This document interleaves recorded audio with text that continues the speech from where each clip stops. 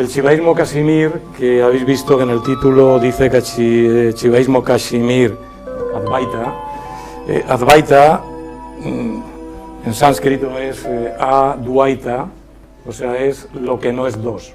Por lo tanto, es una visión de la realidad como una unidad sin segundo. En la India hay dos grandes escuelas o dos grandes tradiciones Advaita, no duales.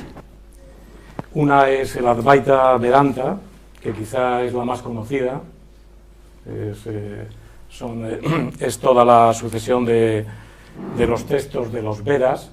Vedanta Anta es en sánscrito fin, es el fin de los Vedas, y es la más conocida porque tanto los ingleses como los alemanes, cuando estuvieron haciendo su labor civilizatoria en la India, que estaba sin civilizar por lo visto, pues cuando vieron los textos del Vedanta y vieron que no solo se podían comparar con la filosofía griega, sino que incluso la superaban.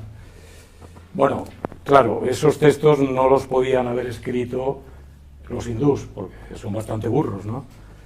Y entonces sacaron la teoría de la inmigración indoeuropea, o sea, tenían que ser blancos, europeos, del norte, los que hicieran esos textos, y de ahí salió toda la teoría indoeuropea de una inmigración desde Europa hasta la India, que recibe lo que le llevan los europeos, faltaría más.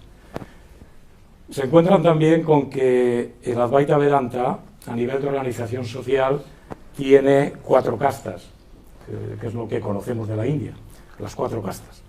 Y es una organización social bastante bien estructurada, lo cual hace que ingleses y alemanes entiendan que esto es lo que se asimila o corresponde más a una sociedad avanzada a un nivel, y se asimila más también y se puede comparar más con la estructuración occidental.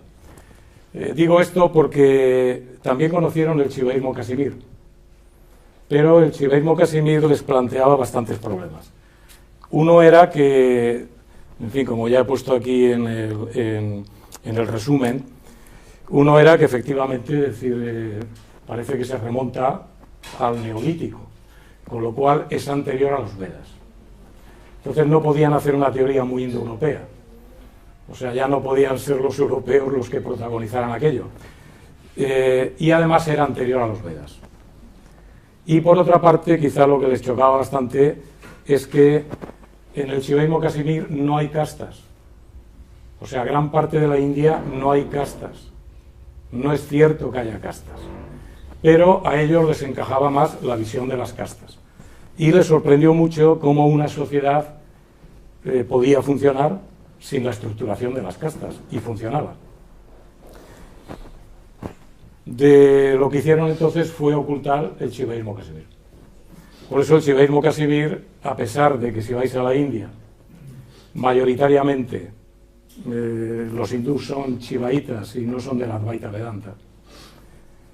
Sin embargo, pues, es decir, iréis con la concepción quizá de encontrar las castas, que Brahman es el que prevalece, y es a partir de hace 40 años cuando, una vez que acabó la colonización de los ingleses, es cuando el shivaísmo Kashmir se ha empezado a dar a conocer en Occidente. No es todavía muy conocido.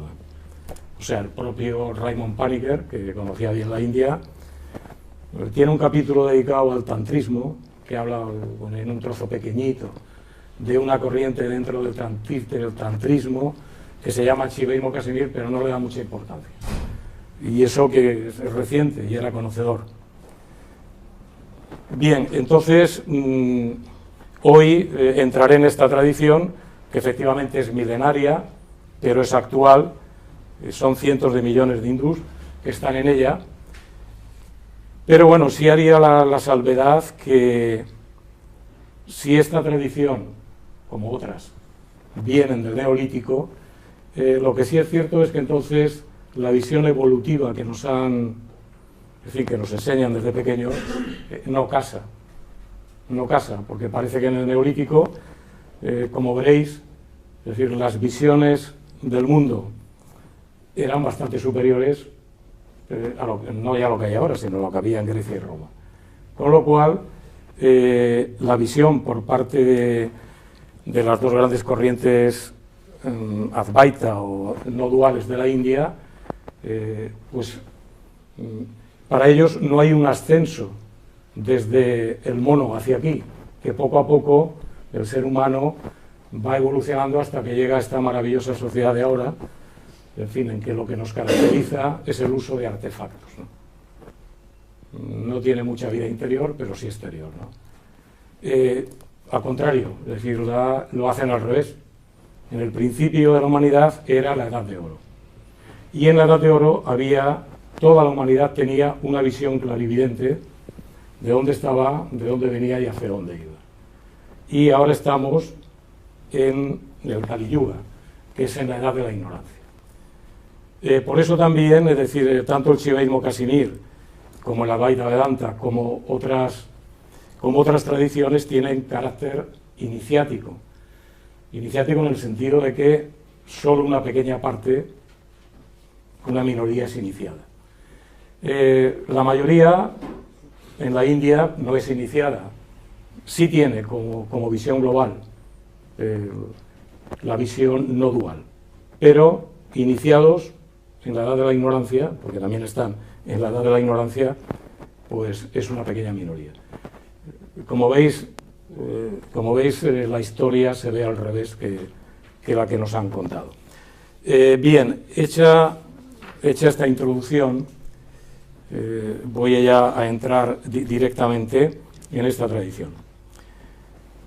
Bueno, en principio os diría que lo que voy a tratar es de que os acerquéis de alguna manera, puesto que, bueno, es imposible, evidentemente, ni en 1 hora ni en 10, es decir, poderos transmitir esto, puesto que esto no es una teoría, es decir, esto no es la filosofía de Descartes, o sea, no es la teoría de un señor que se la ha inventado y que, digamos, a nivel académico en la universidad se explica 2 o 3 veces hasta que se entiende, y cuando se entiende intelectualmente, pues uno dice, vale, ya sé lo que dice Descartes, ¿no?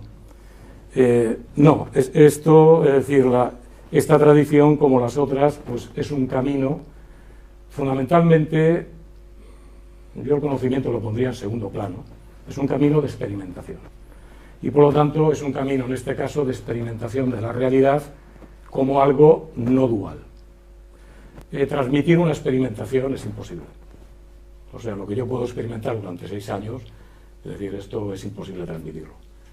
Quiero decir que si la fruta no se prueba, pues, es decir, se puede explicar, se puede explicar cómo es una manzana.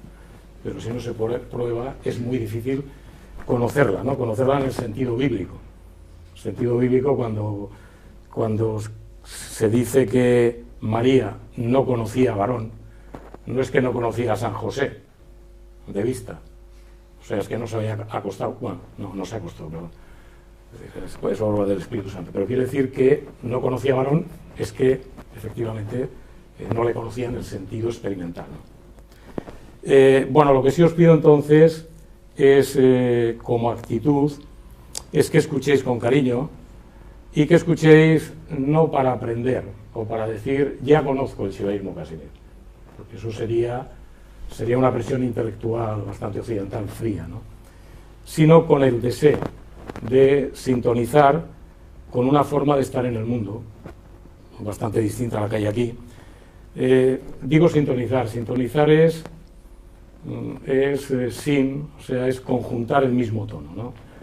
Yo voy a emitir un tono, prefiero más que una doctrina, una melodía, por así decirlo. Y, en fin, las melodías llegan al corazón. Se pueden explicar también, se puede explicar la pasión según San Mateo de Bach una vez que se escucha, pero lo que suscita dentro, fundamentalmente, no es una mera síntesis intelectual, suscita toda una serie de sentimientos que llegan al corazón internos, ¿no? En este sentido, pues, trataré de por mi parte también, expresar con el máximo de respeto una cuestión que es sagrada, que no es profana. Por mucho que en la no dualidad todo es sagrado, incluido el que mata. Bien, entonces, a este nivel comenzaré de forma ritual con una primera salutación a Shiva. Shiva es el nombre que recibe la única realidad, ¿no? Lo que se entiende que es la única realidad sin segundo dentro del shivaísmo kasimir. La raíz en sánscrito de Shiva es el que da dones, en sentido radical, o sea, el que da todos los dones, el que da todo lo que existe, el que concede las gracias. También hay otra noción que es el supremo gozo. De todas maneras, para que os entre también esto por los ojos, os voy a mostrar primero la triple representación de Shiva, es decir, cómo se le representa a nivel formal, a nivel simbólico. Como dice mi maestro Datta Kanles Tripathi, se trata de ir de lo sensible a lo suprasensible, del mundo de la diferencia al mundo de la única realidad que es indiferenciada, y de las formas a la no forma. Es importante en el shivaísmo kasimir el universo, el mundo material, es un gozo, es decir, y hay que gozarlo. Es decir, no es ningún tormento, ni estamos en el valle de lágrimas, es decir, es otra visión, y efectivamente lo sensible y lo suprasensible está indivisiblemente unido, hasta tal punto que si ves lo sensible, es decir, tienes que ver también lo no sensible, y si ves las formas, tienes que contemplar las no formas. Es decir, no hay formas por un lado y arriba está la divinidad no dual, y después hace falta pues religarlo, ¿no? Esto es más propio de las religiones, ¿no? Las religiones, por una parte está Dios, el sujeto, las personas y el universo, y lo que trata es de religar las tres cosas, que se entiende que están separadas. Desde la no dualidad nada está separado, es decir, el concepto central es de unidad y de indivisibilidad. Bien, hay una primera representación de Shiva que es el Shiva Linga, y que es la representación, digamos, de su trascendencia. O sea, lo habréis visto más de una vez, ¿no? Es esto que veis aquí es el órgano masculino, que está linga, que está sobre el yoni, que es el órgano femenino, indivisiblemente unido, pero cuando se venera esto, no se venera eso. Es decir, el simbolismo esto lo que representa es, el linga es la absoluta conciencia, el yo absoluta conciencia, que es Shiva, y el yoni lo que representa es la Shakti, con la que está, que es la eterna, digamos, energía o la eterna vibración con la que está indivisiblemente unido. O sea, por lo tanto, esto es la representación de la parte trascendente de Shiva, de la realidad, ¿no? La segunda representación es esta, que también la habréis visto muchísimas veces. Esta es Shiva, Shiva como Nata Raja. Raja es, ya sabéis que es príncipe, de ahí Maharaja, de aquí decimos Maraja, que es Maha es grande y Raja es el gran rey, el gran príncipe, ¿no? Y Nata Raja es, Shiva es el príncipe de la danza. Lo que se representa aquí es la inmanencia. Shiva también es todo el universo y también es todas las formas, incluidas las piedras, es todo. Y se representa en danza, puesto que el universo está en continuo movimiento, y esto representa, bueno, en el shivaísmo no se concibe un único universo, digamos, al estilo cristiano. O sea, hay un universo, y cuando este universo se acaba, pues vamos al juicio final, y no se dice que haya ningún universo posterior. Es decir, aquí la Shakti, la absoluta conciencia, en su eterna vibración, es decir, produce universos uno detrás de otro. Y esos universos aparecen, se mantienen y se reintegran de nuevo en Shiva. Es decir, por lo tanto, son universos uno detrás de otro. Y esto representa efectivamente todo este movimiento de universos que aparecen, se mantienen, se reintegran en la única realidad.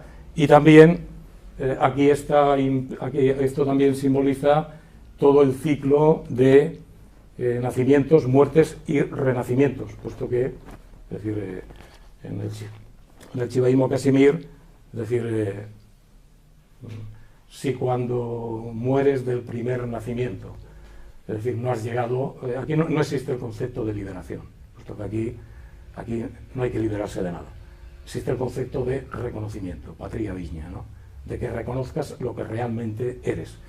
Si no has llegado al reconocimiento, pues te reencarnarás. Bien, y la tercera representación es esta. Esta es Shiva en meditación. Bueno, esto representa que efectivamente, como ya veremos, el que entra en ignorancia no somos nosotros. Nosotros somos formas de la absoluta conciencia de Shiva. Por lo tanto, el que entra en ignorancia es él. Es él. La ignorancia es él. No es propia del ser humano. Es él. Él bajo las formas limitadas. Después entraremos. Y efectivamente, él también se le representa en esta forma de meditación o de meditación suprema, que es la meditación, digamos, más profunda en el Shivaísmo Casimir, se llama Samadhi. Samadhi, Sama, en sánscrito es lo que es idéntico a sí mismo, lo igual, de ahí sale en inglés same, igual.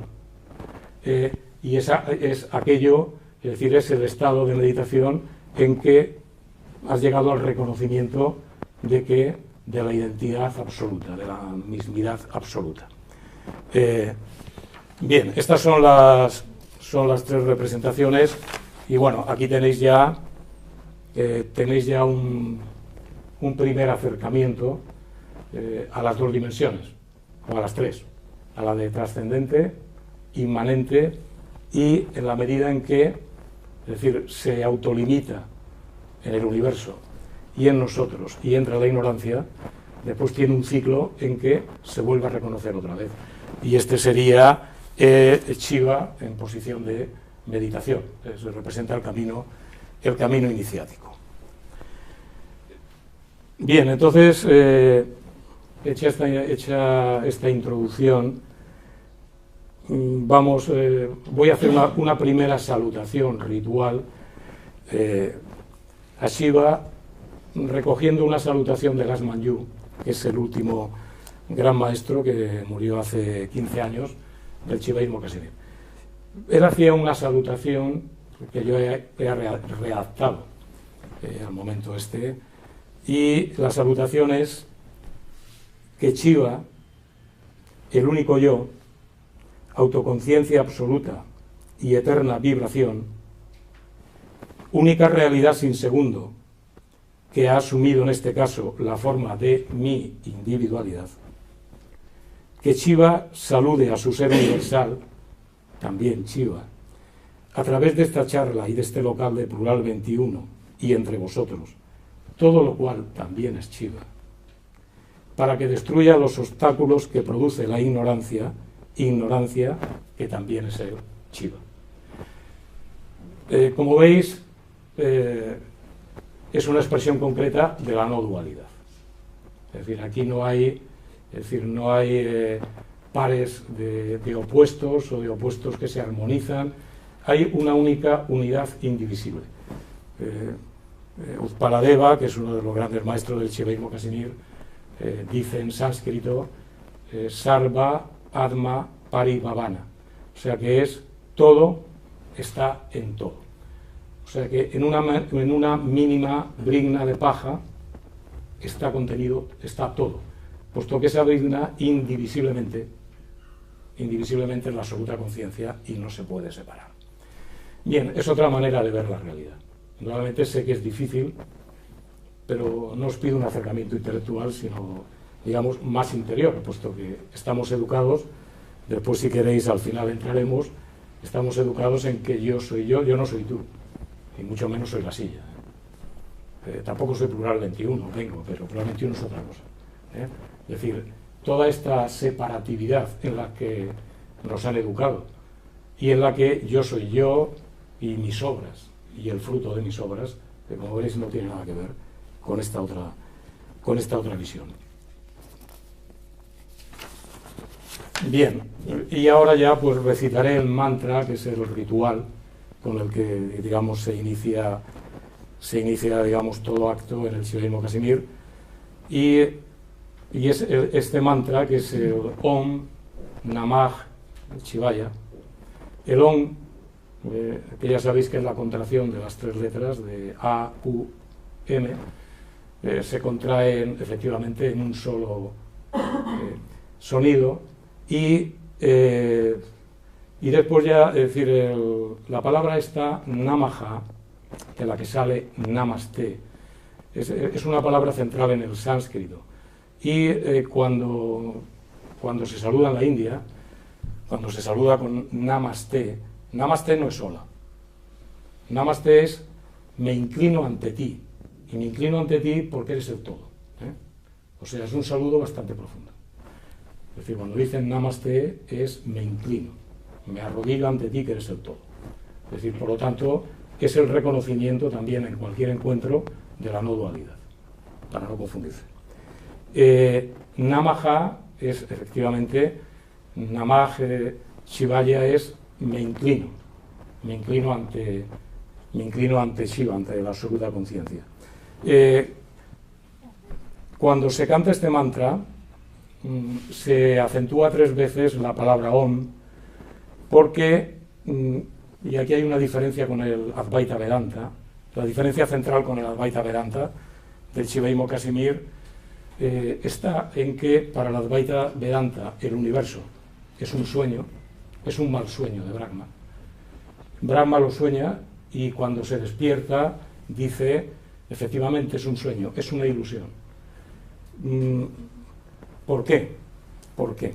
O sea, bueno, estamos en la edad oscura y realmente no es sencillo admitir que este universo o este mundo tal como lo vivimos, en la edad de la ignorancia, en la que existe todo tipo de moralidades y amoralidades, etcétera, que esto también sea la absoluta conciencia, que, como se dice en el Shivaísmo Casimir, el que mata, el criminal que mata, es él,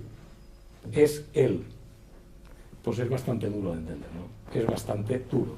Y es cierto que en las tradiciones que nacen en la Edad Oscura, que aunque finalmente el universo es él, puesto que nada puede estar fuera, pero sin embargo hay cosas que no son él. La parte de la ignorancia, el pecado, en fin, todas estas categorías no pueden ser él. Y hay un rechazo. El Advaita Vedanta es bastante radical. Pues bueno, es el sueño de Brahma, es aparente, neti, ni es no realidad, ni es realidad. No lo admite.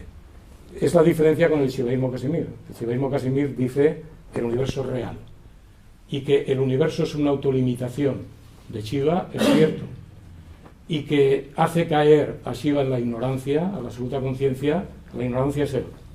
Bueno, ¿y qué pasa? Si es omnipotente y si lo puede todo.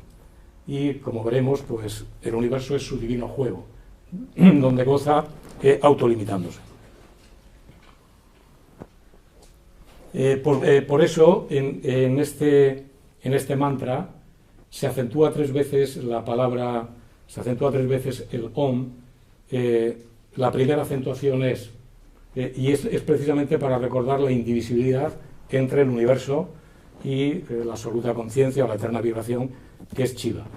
La primera acentuación del Om es Brahman, que sería la creación.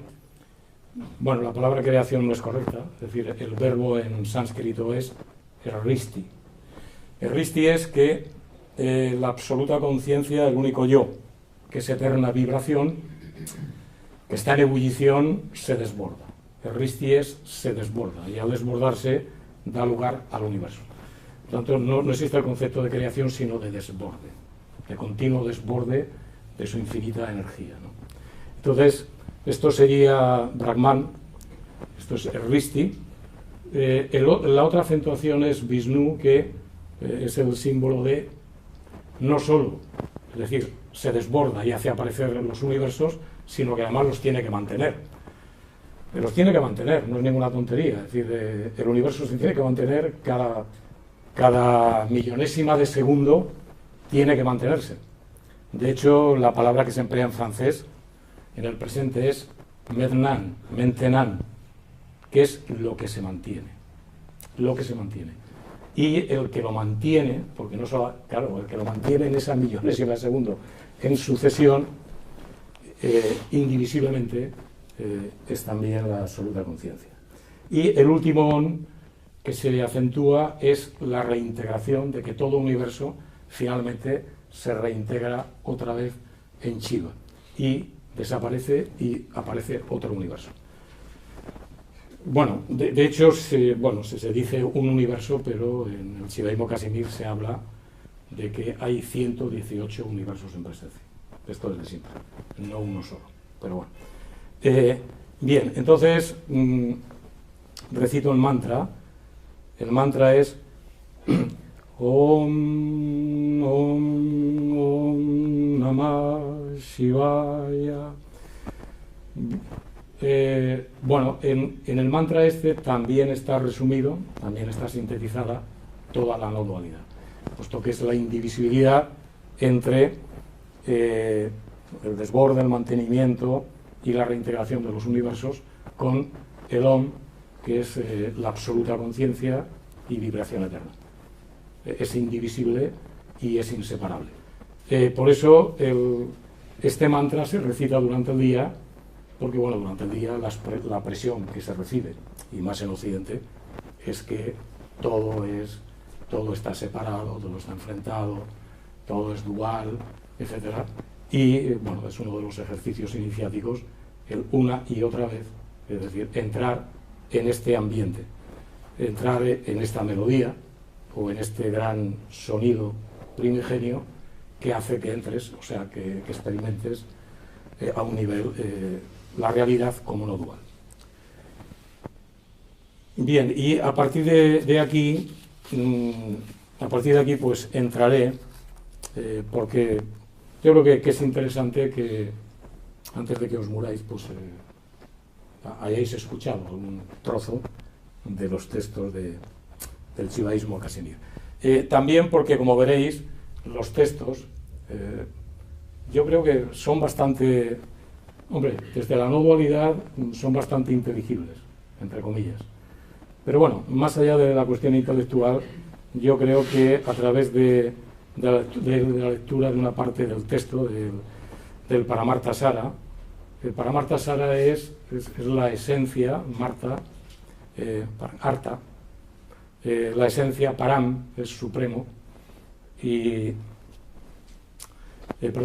Sara es esencia, Arta es significación y Param es suprema, que es la esencia del supremo significado, o de la suprema verdad, o de la suprema realidad. Este Shastra se llama las ciencias sagradas, en las que se nos inicia, y que es una primera parte de la iniciación. Sin la transmisión de estas ciencias sagradas y su meditación no se entra en la segunda parte, que digamos es la parte más experimental, directa de las prácticas en el Shivaísmo Casimir. Este es el primer Shastra, es el primer Shastra, o la primera ciencia sagrada que se transmite, porque es la más, digamos, es la que compendia o sintetiza de manera más sencilla todo el Shivaísmo Casimir. Después hay otros Shastras, ¿no? Bien, entonces en el verso primero los versos son de Abhinavagupta, que quizá es el más conocido y a un nivel es el que dentro del Shivaísmo Casimir escribe más. Pero bueno, es decir, el Shivaísmo Casimir es una tradición revelada que no se basa tanto en la lucidez de los maestros, sino en que los maestros, como máximo, los maestros pueden comentar la revelación, nunca escribir por su cuenta nada original. Esto también distingue quizá de Occidente, donde lo que busca cada uno es su originalidad, ¿no? Y los comentarios, los versos son de él y los comentarios son de uno de los discípulos, de su discípulo, que es Yoga Raya. Bien, empiezo el principio del Paramarthasara. Dice que el Supremo Señor, o sea, Shiva, sea siempre victorioso. Nunca ha nacido, es eternamente existente, siendo experto en el arte del propio ocultamiento, ya que, aunque la naturaleza de su ser es la conciencia plena, asume la forma del mundo. Fijaros que estos textos son directos. O sea, en estas 3 líneas ha condensado toda la visión no dual. O sea, aunque la naturaleza de su ser es la conciencia plena, trascendente, más allá del tiempo, del espacio, de la materia, asume la forma del mundo.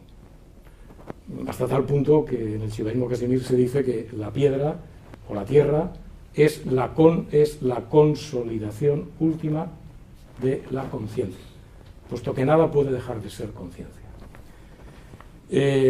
Considerando que me ha sido solicitado por personas sabias, yo, Yoga Raya, o sea, el que hace los comentarios, el maestro del Shivaísmo Casimir, escribo este comentario de carácter explicativo a este sintético compendio sobre la suprema verdad, o el supremo significado, Paramarthasara, obra de mi maestro Abhinavagupta, añadiéndole nuevas consideraciones. Bueno, aquí también veis el espíritu. El espíritu no es decir nada original, sino añadir nuevas consideraciones a lo que está ahí y es inamovible. Bueno, es importante también este concepto de inamovilidad, o este concepto de verdad que nunca cambia. Por eso puede venir del Neolítico, porque una verdad que no cambie tiene que ser una verdad trascendente. Cualquier verdad de aquí que haga referencia al universo, que se tiene que dar en un tiempo, en un espacio y en una realidad cambiante, hombre, siempre será una verdad entre comillas. Siempre será una frase, será una afirmación verdadera, como diría el otro, mientras no haya otra hipótesis que la niegue. No se puede hablar de verdad si no se habla de algo que sea inamovible. Y que si es inamovible, se transmite, que eso significa tradición, que es transmitir efectivamente aquella visión del mundo, que precisamente por ser revelada, es absolutamente inamovible. Se puede comentar, pero sobre todo, es decir, es para vivirla. Es para vivirla y por eso también está asociada a una lengua sagrada. Quizá esto aquí en Occidente tampoco se conoce porque el cristianismo tampoco tiene lengua sagrada como tal. Es decir, aquí está el sánscrito. El sánscrito es la lengua que se llama lengua sagrada, no es una lengua profana en la que escriben. Es lengua sagrada y es la que está adaptada efectivamente a la transmisión de esta visión no dual. Y el sánscrito pues ha llegado hasta nuestros días tal cual, después de miles de años. Yo recuerdo viendo un documental en televisión, el que hacía un poco estos recorridos que hacen por la India, bastante superficiales, le llevaron a un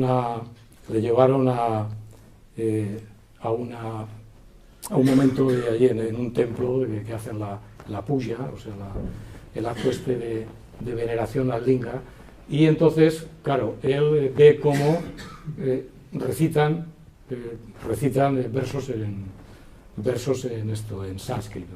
Y él pregunta y dice, ¿esta qué lengua es? y le dicen, no, esta lengua es milenaria, tiene miles de años, y se sigue recitando tal cual, y se dice lo mismo.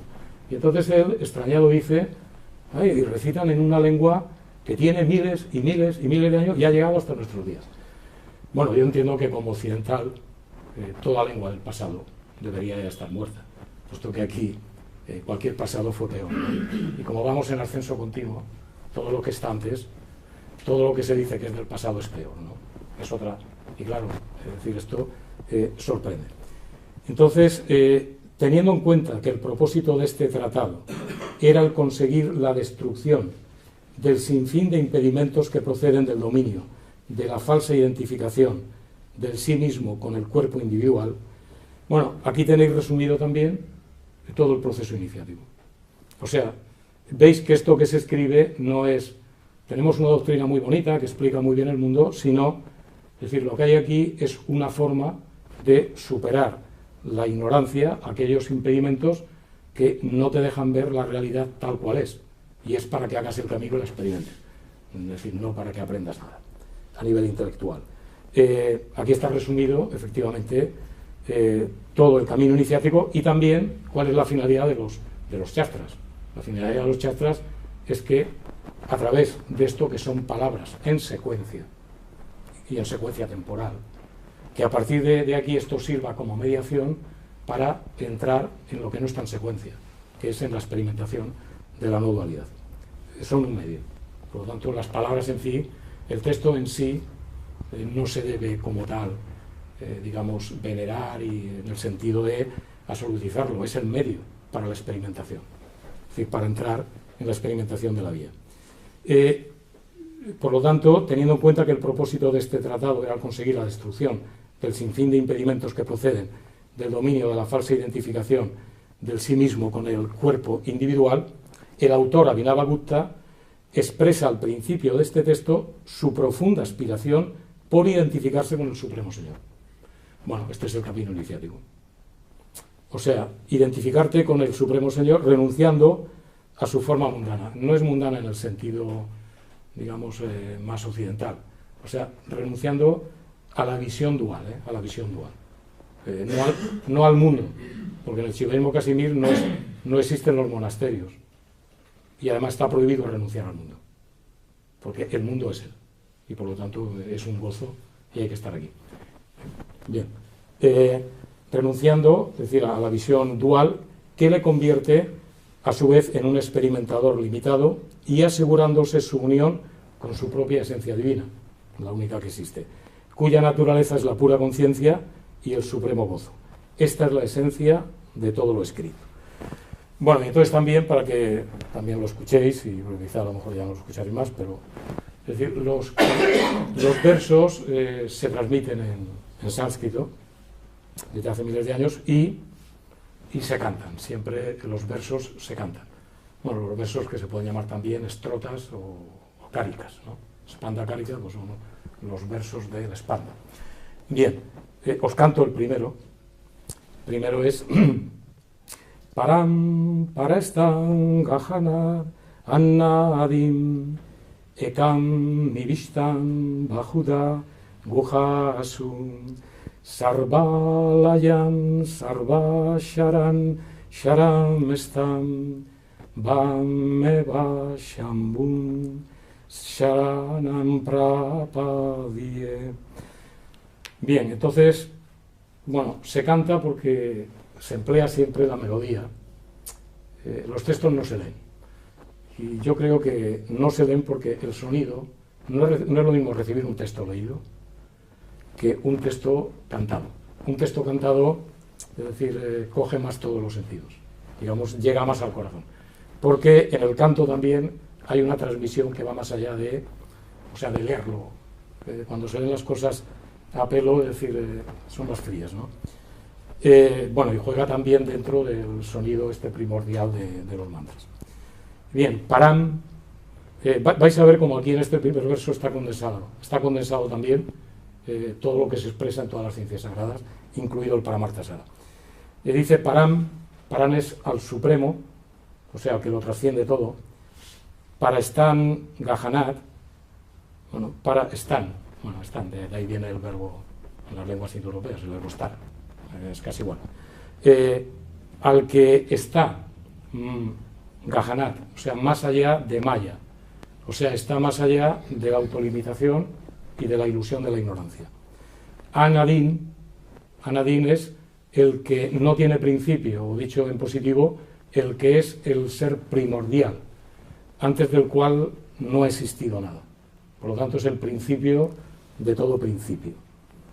Ekam es uno, Duaita es dos, ¿no?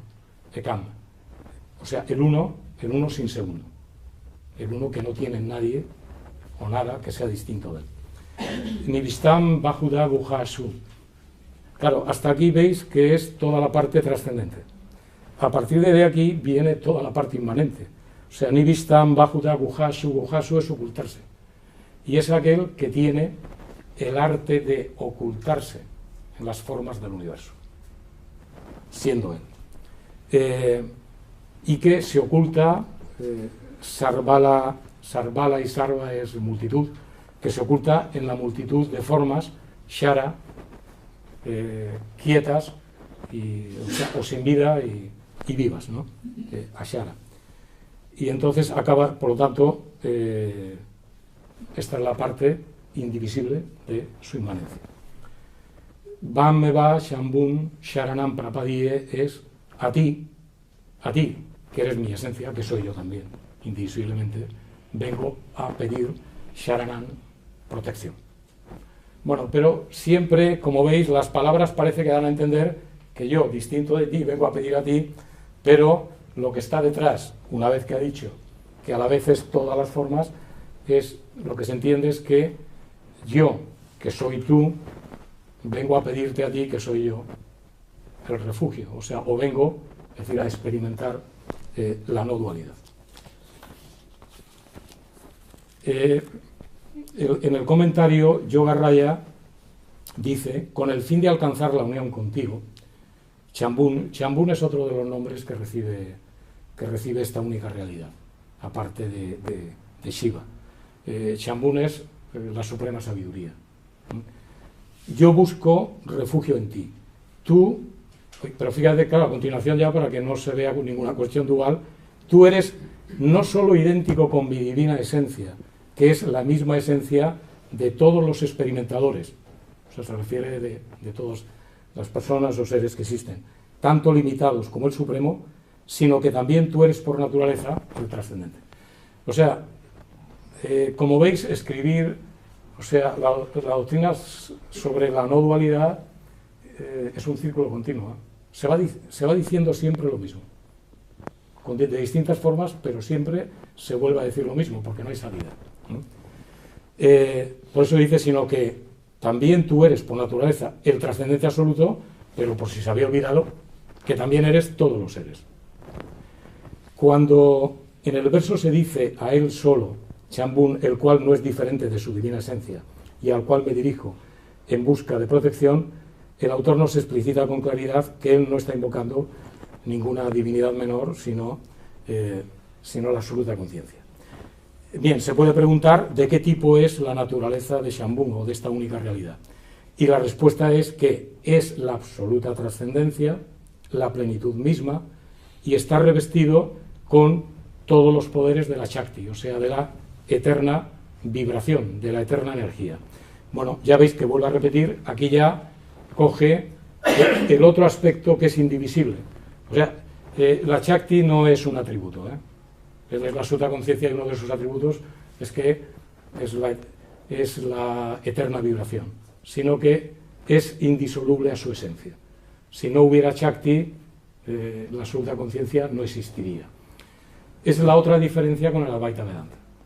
El Advaita Vedanta, como para el Advaita Vedanta el universo es un sueño, viene derivado también de que Brahman, que es el nombre que le da a la única realidad, por lo tanto también es una doctrina, es un camino iniciático no dual, Brahman no tiene Shakti. O sea, el debate entre el Shivaísmo Casimir y el Advaita Vedanta, el debate central es este. Porque el Advaita Vedanta dirá, no puede vibrar si vibra, si es autodeseo, es que desea algo que no es él, es que evoluciona en el tiempo y en el espacio. Y por lo tanto, para la Advaita Vedanta, Brahma es la conciencia absoluta, pero absolutamente estático. O sea, es una contemplación pura de sí mismo, que tiene un mal sueño, que es el del universo, pero que él recapacita, despierta y se da cuenta que es un mal sueño. Bueno, esto sintetizando es para que veáis la diferencia entre las dos grandes tradiciones no duales.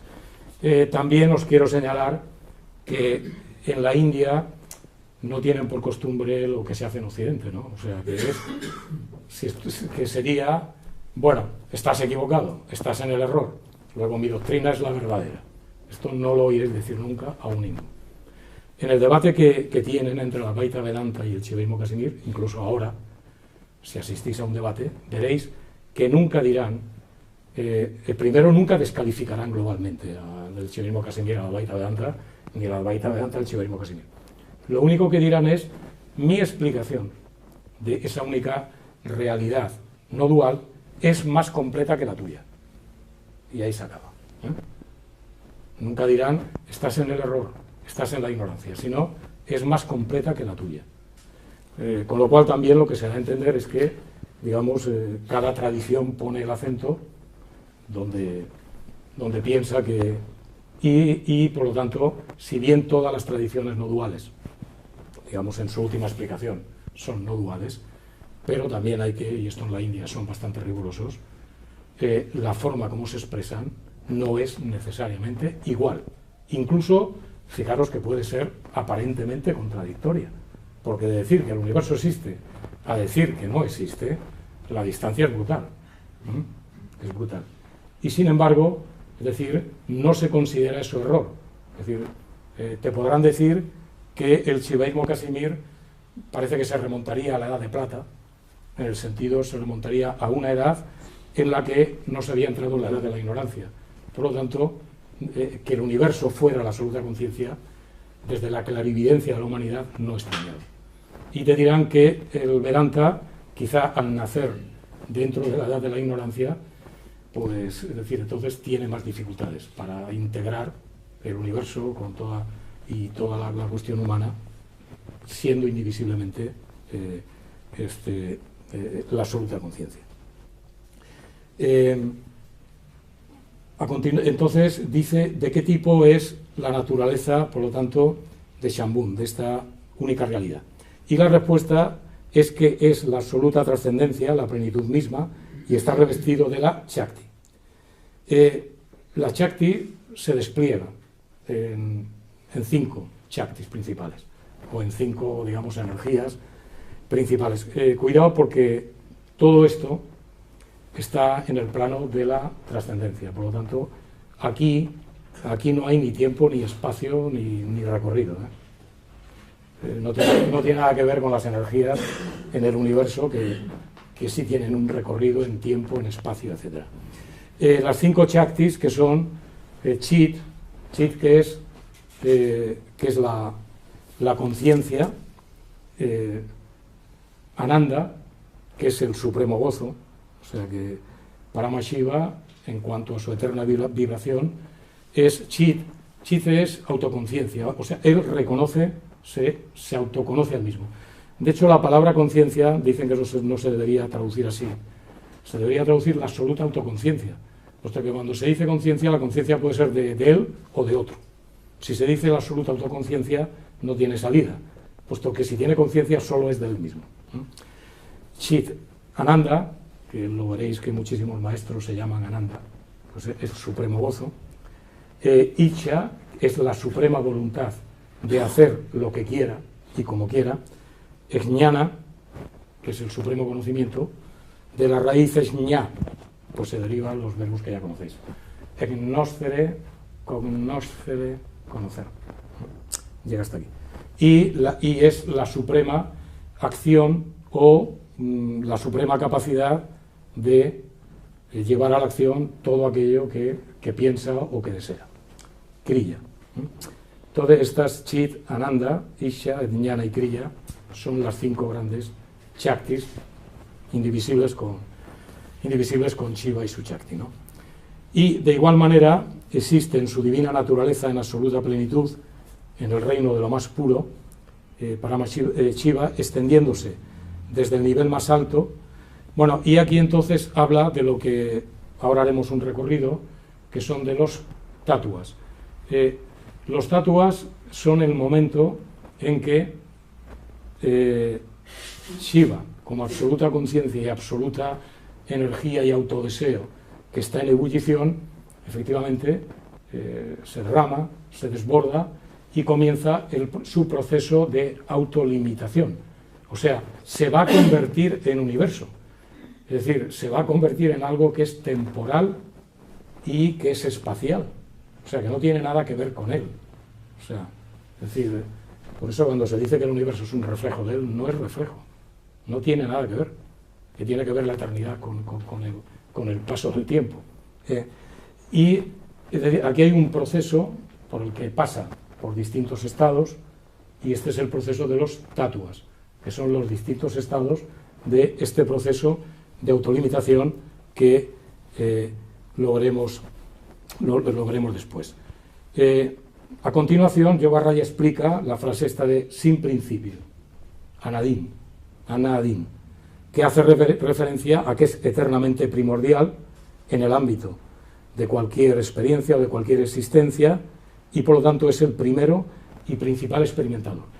Veis que en el Shivaísmo Casimir se usa mucho también la palabra con respecto a la absoluta conciencia de el gran experimentador, porque, es decir, él primero se experimenta él mismo, que es el que tiene todo el poder y que es la energía eterna, y después, en la medida en que se autolimita en el universo, pues también, a través de tomar nuestras formas, también experimenta todo lo que nosotros decimos que lo experimentamos nosotros como individuos.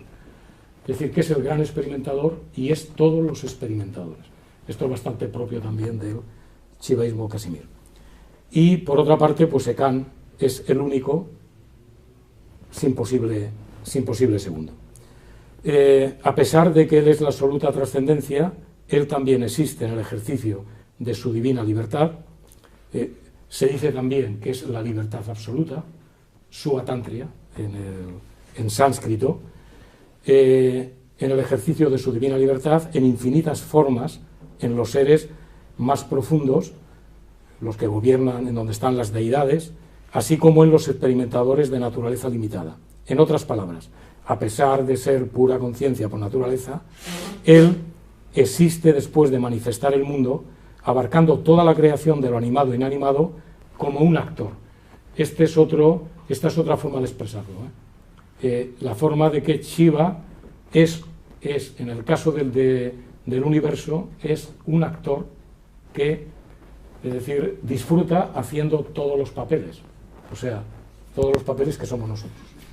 Y efectivamente, es decir, ha asumido mi forma y disfruta, es decir, haciendo el papel de Arcadio. Y él es la ignorancia, y él es mis limitaciones, lo que yo llamo mis limitaciones, etc. Asumir efectivamente el rol, el papel de actor que interpreta diferentes papeles, tantos como lo de toda la infinita variedad de experimentadores que hay en los universos.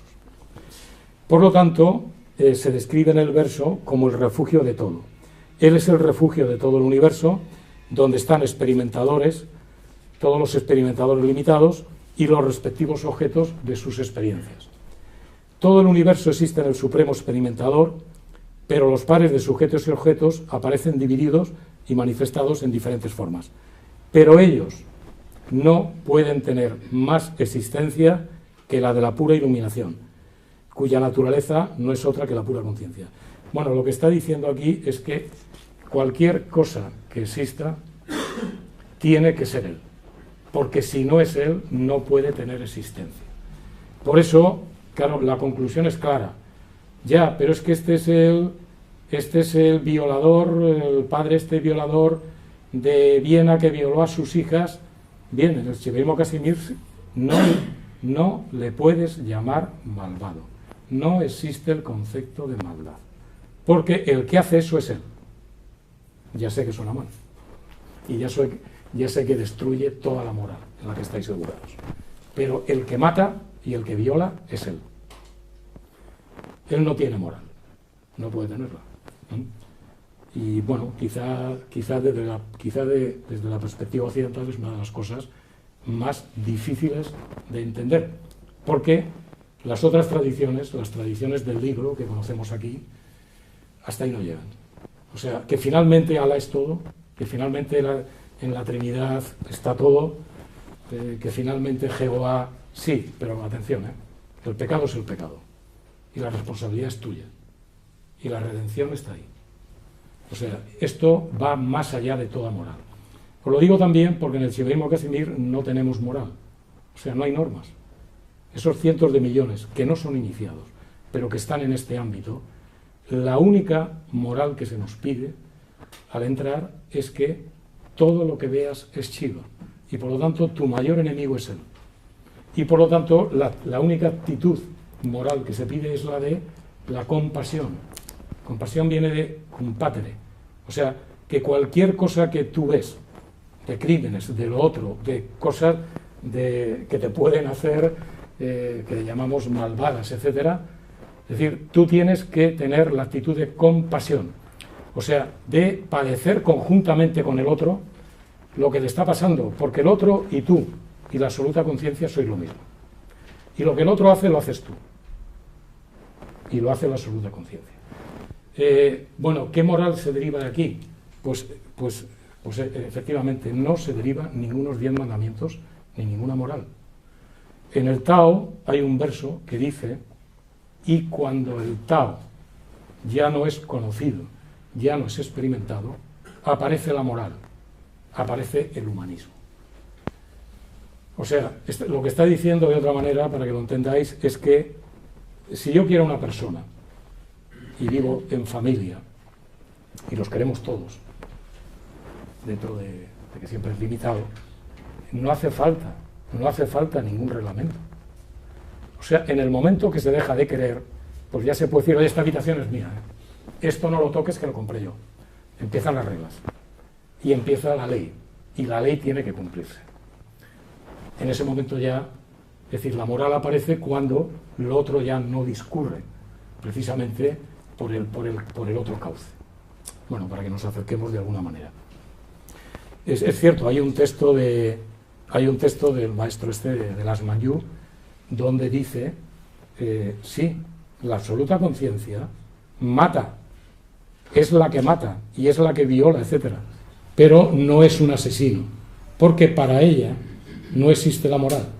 Es decir, cuando mata, lo que se produce es un cambio de estado.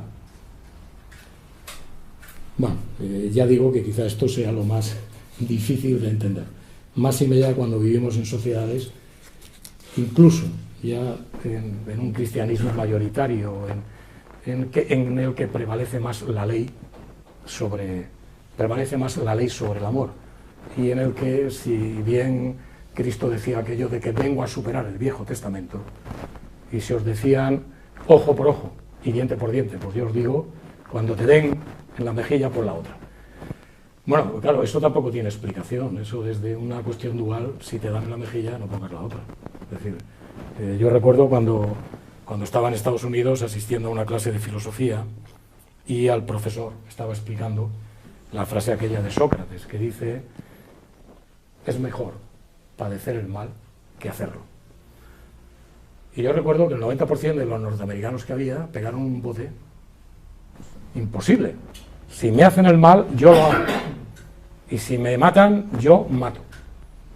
Fíjate, Sócrates, claro, estaba más atrás, estaba más arriba. Es mejor padecer el mal que hacerlo.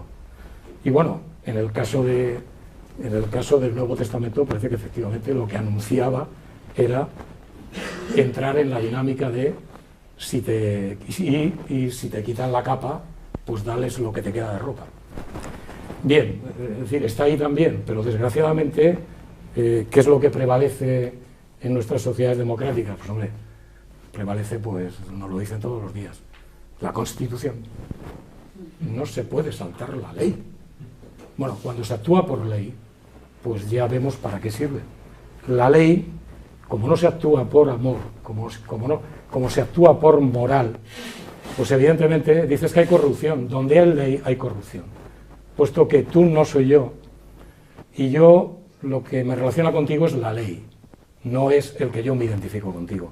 Entonces, si lo que me relaciona contigo es la ley, si puedo me la salto, porque lo que me relaciona contigo es mi interés. La ley trata de regular el choque, pero el choque se va a producir, porque en la ley es imposible que regule los choques. A un nivel sí. Bien.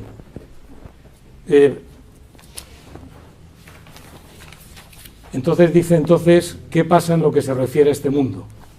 Porque si alguien crítico con los puestos más arriba defiende que la variedad del mundo no es conocida, bueno, este todo se lo salto, entonces dice, todo esto es el mundo, que es animado e inanimado y que existe como su propia forma, o sea, la de la absoluta conciencia. De acuerdo con el dicho popular, todo lo que existe diferente de él no tiene posibilidad de manifestarse y por lo tanto no existe de modo alguno. En tanto que tú mismo eres el creador, tú también estás en consecuencia en todas las cosas, de forma inmanente. Y finalmente, bueno, y ahora paso al verso 2, el verso 2, porque en el verso 2 está sintetizado, digamos, el camino iniciático. Aquí dice, después de establecer la naturaleza no dual del Supremo Ser, del Supremo Señor, como el principal asunto, ya veis que desde el principio se entra directo y no hay... De este texto, el autor Abhinavagupta presenta el tema subrayando la relación entre el contenido de este Shastra y el presente trabajo, y entonces aquí, fijaros que dice este verso, voy a ir ya directo en castellano para ir un poco más rápido, dice, sobrecogido por la cadena de miserias, que comienza con el nacimiento desde el seno maternal y termina con la muerte física. El discípulo es muy interesante, o sea, que bueno, los que estamos aquí, por mucho que nos digan que es una sociedad en ascenso, que cada vez que se renuevan los artefactos somos más humanos, que esto va para arriba, ahora ya nos dicen que a lo mejor vivimos 500 años, porque se está encontrando el gen, porque como decía el otro, la naturaleza, como decía el biólogo este hace unos años, hace 3 años, la naturaleza está mal ordenada, nosotros vamos a ordenarla. En fin, que nos coja confesados, ¿no? Pero es cierto que por mucho que lo digan, pues nacemos, es decir, nos desarrollamos, nos reproducimos, y mal que les pese a las artistas de cine y a todos los demás, pues oye, envejecemos y morimos. Bien, entonces, efectivamente, el discípulo, y dice aquí, sobrecogido por aquello de que he nacido, esto pasa rápido, esto se va, ¿qué hago yo aquí? Y si todo se reduce a esta miseria temporal, de tener una zanahoria delante, y de esta acción para conseguir esto, una vez que lo he conseguido, lo siguiente, y si no lo consigo estoy mal, si lo consigo estoy eufórico, pues hombre, es decir, pues sí, es una cadena de miserias. Si la vida se reduce a esto. El discípulo le ruega al señor Adara que le instruya en la esencia de la suprema verdad. Y entonces el maestro le enseña la suprema sabiduría componiendo estos versos a los cuales Abhinavagupta les dio una forma nueva desde la perspectiva del shivaísmo. Bueno, estos versos primero los escribió un maestro que es Adichesa, 4 siglos antes de Abhinavagupta, y Abhinavagupta los reformula o los comenta desde el shivaísmo Kashmir. Por eso, primero aquí habla del maestro Adara y después habla de que Abhinavagupta hace el comentario. Entonces, fijaros cómo describe el proceso iniciático. Aquel que ha desarrollado el sentimiento de no estar atado a la dualidad. O sea, un primer sentimiento, evidentemente. Debido a la gracia del Señor, o a la gracia de la absoluta conciencia. Pues claro, daos cuenta que cuando dice esto, aunque parezca que es que la gracia baja a mí como individuo, no es eso. Como veremos después, es que él, que se ha autolimitado y se ha hecho ignorante en mi forma, el proceso iniciático es que él comienza a reconocerse a él mismo. O sea, también es una cosa extraña, ¿no? Porque yo recuerdo que el primer día, cuando fui iniciado, el primer día, pues este Tripati, el maestro dice esto, tú no vas a recorrer ningún proceso. Es decir, tú vas a reconocer, patria viña, vas a reconocer que indivisiblemente eres la absoluta conciencia, que en tu forma comienza a reconocer que es el mismo otra vez. Ya sé que no es fácil, ¿eh? La pregunta después es, y maestro, ¿dónde queda mi individualidad? Hombre, es una construcción mental.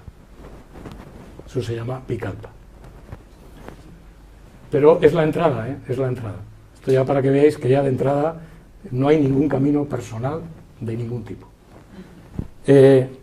Por eso dice, aquel que ha desarrollado el sentimiento de no estar atado a la dualidad, debido a la gracia del Señor, habiendo por tanto crecido en el desprecio a la visión dual.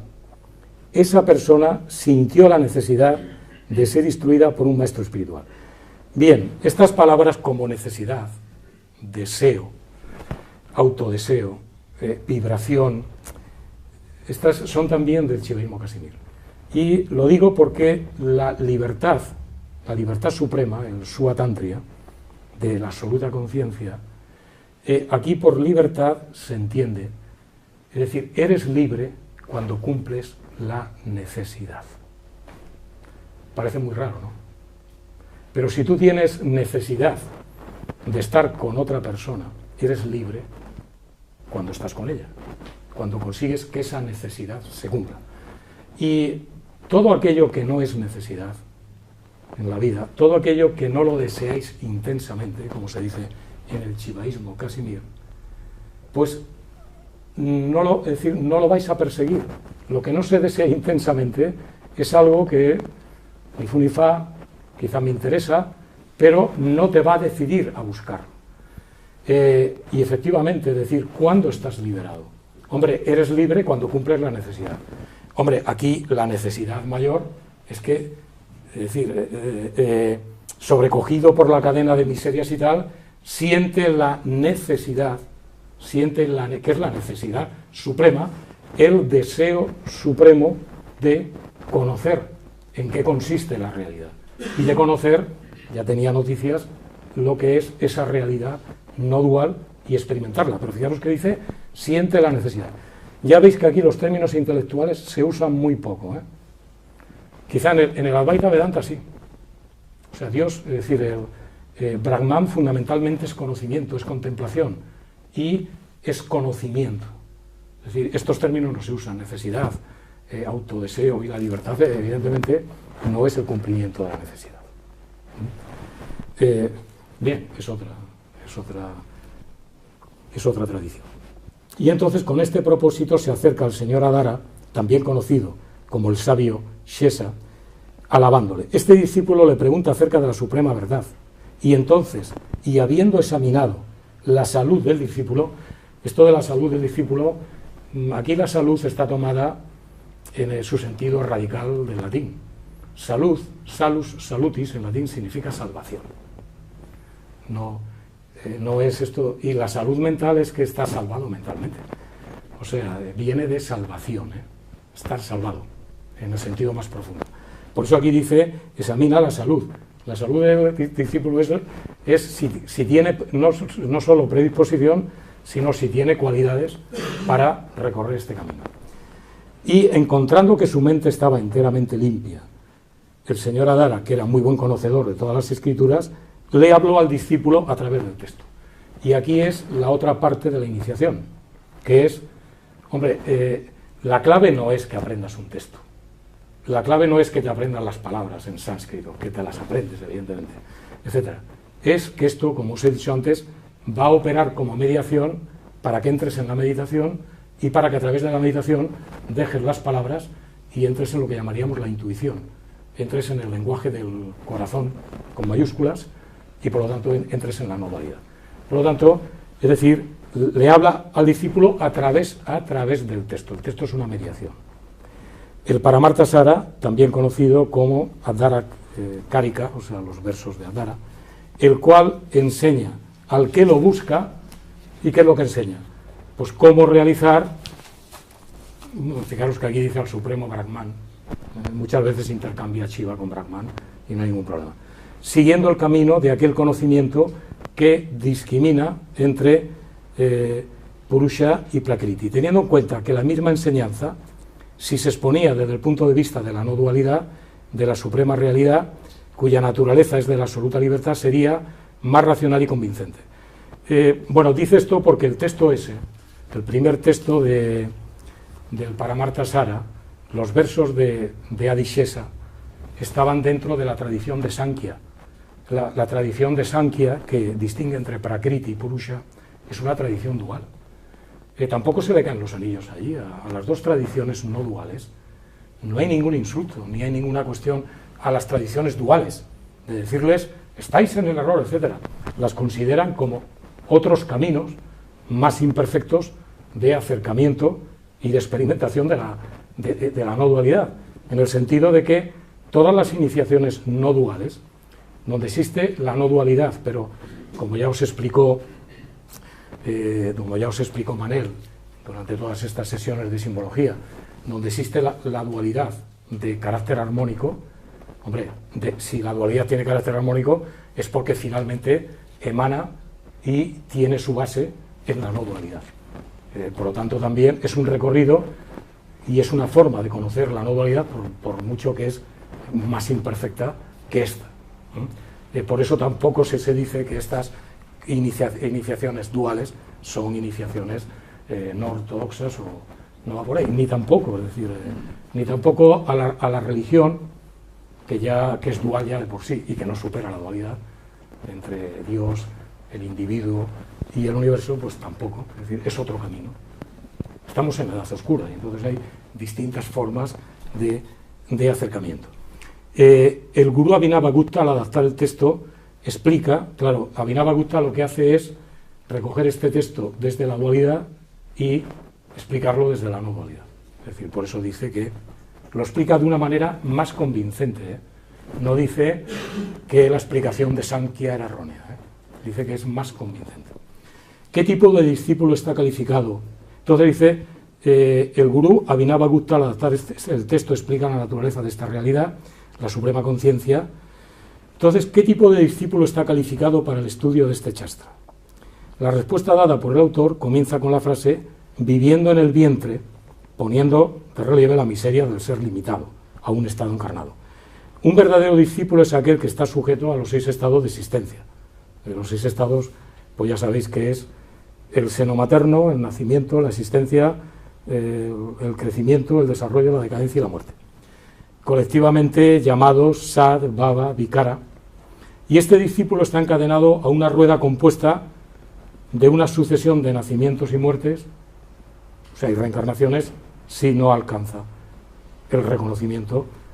Bueno, si la absoluta conciencia, que no es él como individuo, esto también hay que entenderlo, si la absoluta conciencia en su divino juego, en esta forma concreta que se llama tal, no alcanza el reconocimiento de que es la absoluta conciencia y de que no es algo distinto de ella, que sería el proceso de autolimitación. En todo caso, es él, no hay individuos reencarnándose. Este discípulo está, por lo tanto, encadenado a esta rueda, y la posibilidad de un discípulo de acordarse de pasadas vidas, las cuales allanan el camino a la aurora de la sabiduría en él, está implícita a un nivel. Bueno, yo aquí también quiero recordar que estamos educados en tradiciones en las que no hay reencarnación.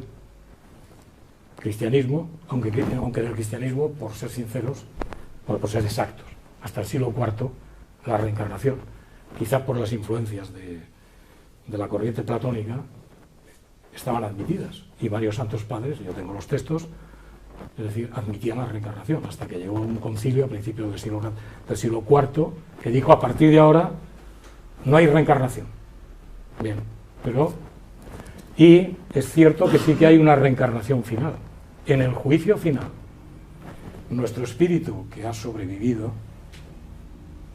volverá, para estar completo como humanos, volverá a reencarnarse en un cuerpo glorioso, pero se reencarnará en un cuerpo. Y el espíritu, es decir, será espíritu y cuerpo, y volverá a ser un ser humano completo. O sea, es decir, ahí finalmente, bueno, es decir, ya lo hace Jesucristo, o sea, Jesucristo asciende en cuerpo glorioso, no asciende en espíritu, el espíritu puro, lo podía haber hecho. Y eso es un debate que está en algún concilio. ¿Por qué tiene que ascender en cuerpo glorioso? Hombre, era Dios y hombre. Y si era hombre, pues evidentemente, es decir, lo hace antes de la resurrección final. Asciende en cuerpo glorioso. En este sentido sí que quiero notar, aunque sea de pasada, que la relación entre el cristianismo y el shivaísmo Casimir es bastante más estrecha por toda la cuestión de la encarnación que la relación con el Advaita Vedanta. Que el Advaita Vedanta de ninguna de las maneras admitiría que Brahman puede encarnarse, puesto que todo lo que sea encarnación es un sueño, es un mal sueño. Bueno, igual pasa con el Islam. El Islam considera una herejía que Allah se encarne. O sea que ya veis que las tradiciones ponen los acentos según y cómo. Pero sí es cierto que de las tradiciones que conocemos, es decir, nos educan desde pequeños en que tenemos una sola existencia. Bien, es decir, bien, es una forma también de expresarlo. Pero los griegos, Pitágoras, la iniciación platónica sí que tenía toda la cuestión de la reencarnación. Y si los romanos, si cogemos ya otras tradiciones, pues sí, el Advaita Vedanta, en fin, por mucho que esto yo se lo dejo a algún maestro de Advaita Vedanta, y después en el caso del shivaísmo Casimir, bueno, y la mayoría de la India, o sea, es cierto que... Y bueno, de ahí sale toda la cuestión del karma. Nacemos con el karma. Los que nacemos con karma, es decir, es que naces con el peso de tus acciones anteriores que no han llegado al reconocimiento de tu verdadera naturaleza y que desde que naces tu karma pesa. Y el karma es eso. El karma es las acciones de vidas anteriores. Si no, el karma no tiene sentido ningún tipo en las tradiciones hindúes. En todo caso, es decir, esto no se plantea nunca entre las tradiciones como discusión. Es decir, no hay ninguna discusión entre el shivaísmo Casimir y, por ejemplo, pues, el cristianismo sobre la cuestión de reencarnación, ¿no? Si estás en esta tradición, pues lo revelado es esto. Si estás en el cristianismo, es lo otro. Pero sería tonto, a no ser que nos pongamos en lo de la verdad única, a decir, oye, la verdad es la reencarnación. Y si tú dices que no hay reencarnación, es decir, eres un hereje. No hay tal tipo, no puede haber debate en torno a esto. Es decir, cada uno en su tradición, como tampoco, hombre, puede haber debate en el sentido si es más completa una cosa que otra, etcétera, pero no en el sentido este de herejía o no herejía, o error o no error. Es decir, según en qué tradición estás, pues bueno, yo creo que es muchísimo más grave la diferencia que hay entre que el mundo sea un sueño o que sea real, y sin embargo decir no hay ningún problema con el Advaita Vedanta como camino. Es decir, destaca otras cosas, ¿no? Bien, entonces, por tanto, el individuo que ha desarrollado dentro de él el intenso sentimiento de no estar atado y que ha recibido la gracia divina del Supremo Señor y que como resultado de la misma ha despertado al verdadero conocimiento espiritual, este individuo se convierte en un discípulo preparado para recibir las instrucciones del maestro. Este discípulo se acerca al verdadero maestro, el cual no es otro que el mismo Supremo Señor, Shiva, que aparece en forma de maestro.